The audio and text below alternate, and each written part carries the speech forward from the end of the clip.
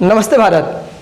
Friend, आज हम बात करने वाले हैं मैथ के एक टॉपिक संख्या पद्धति के बारे में, जिसके पार्ट 1 में मैं आपको बता चुका हूं कि प्राकृतिक संख्याएं, पूर्ण संख्याएं, पूर्णांक, सम संख्या और विषम संख्याएं क्या होती हैं। तो आज हम उसके अगले पार्ट की चर्चा करते हैं, जिसमें सबसे नंबर 1 पे आता है अभाज्य संख्या।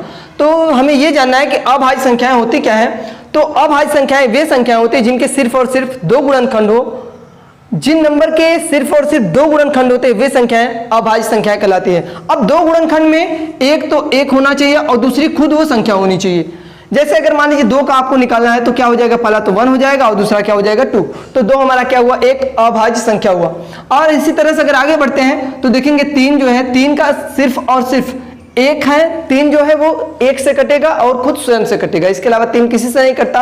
तो 3 भी हमारा क्या है, एक अभाज्य संख्या। इसके जस्ट आगे अगर बढ़ेंगे तो 5 मिलेगा। 5 जो है वो तो एक, पहले बात तो वो खुद 1 से कटता है और दूसरा वो खुद से कटता है।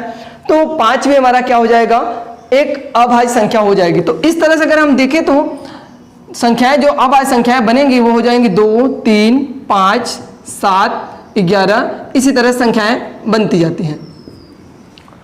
अब इसमें 2 चीज ध्यान देना है कि सबसे अगर कभी कभी पूछ लिया जाता है कि सबसे छोटी अभाज्य संख्या कौन सी है, तो जो सबसे छोटी अभाज्य संख्या है वो 2 है।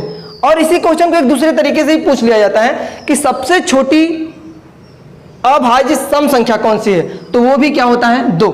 लेकिन अगर कभी ये क्वेश्चन बन जाए कि सबसे छोटी अभाज्य विषम संख्या कौन सी है, तो वो हमारा क्या हो जाता है 3।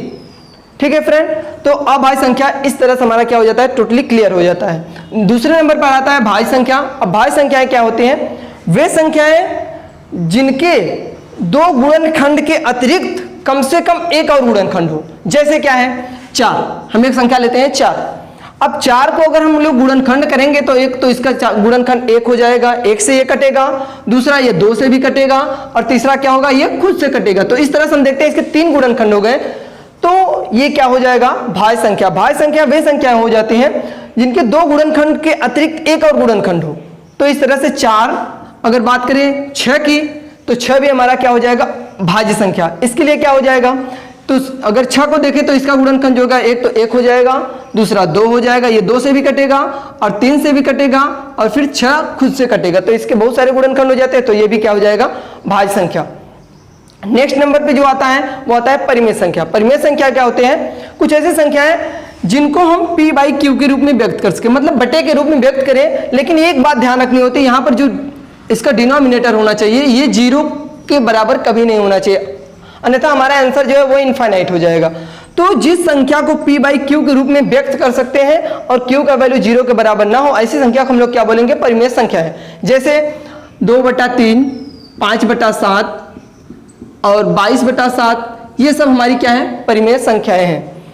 अगले नंबर पे अगर आए तो बात आती है अपरिमेय संख्या की। अपरिमेय संख्या मतलब इरेशनल नंबर।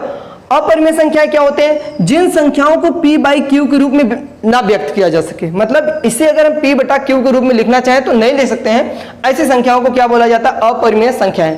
जैसे √2, √3, पाई, ये सब हमारी क्या है, अपरिमेय संख्या है। अब यहाँ पर एक क्वेश्चन बड़ा बेहतरीन सा होता है, ये कई बार एग्जाम में पूछा जा चुका है, पाई क्या है, परिमेय संख्या है कि अपरिमेय संख्या है। तो यहाँ जैसा कि आप देख पा रहे होंगे पाई जो है वो एक अपरिमेय संख्या है। लेकिन ध्यान देना होता है कि जो पाई का वैल्यू है 22/7, ये एक परिमेय संख्या है, लेकिन पाई क्या है, अपरिमेय संख्या।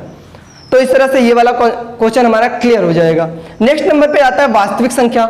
वास्तविक संख्या क्या होती है, जिसमें परिमेय संख्या और अपरिमेय संख्या दोनों आ जाती हैं। तो अगर हम परिमेय संख्या और अपरिमेय संख्या दोनों को इंक्लूड करके किसी जगह रख दें तो वो जो वहां पर जो संख्या बनती है वो हमारी क्या कहलाती है, वास्तविक संख्या। इसमें ध्यान रखिएगा कि परिमेय संख्या और अपरिमेय संख्या दोनों संख्याओं को इंक्लूड कर सकते हैं आप। अपरिमेय संख्या जैसे इसे किस तरह से बना सकते हैं, जैसे परिमेय संख्या हुआ 22/7, इसी में हम पाई को भी लिख सकते हैं, जबकि ये क्या है, अपरिमेय संख्या है। √3 को भी रख सकते हैं, 5/8 को भी रख सकते हैं। तो इस तरह से हमारा ये क्या कहलाता है, वास्तविक संख्या।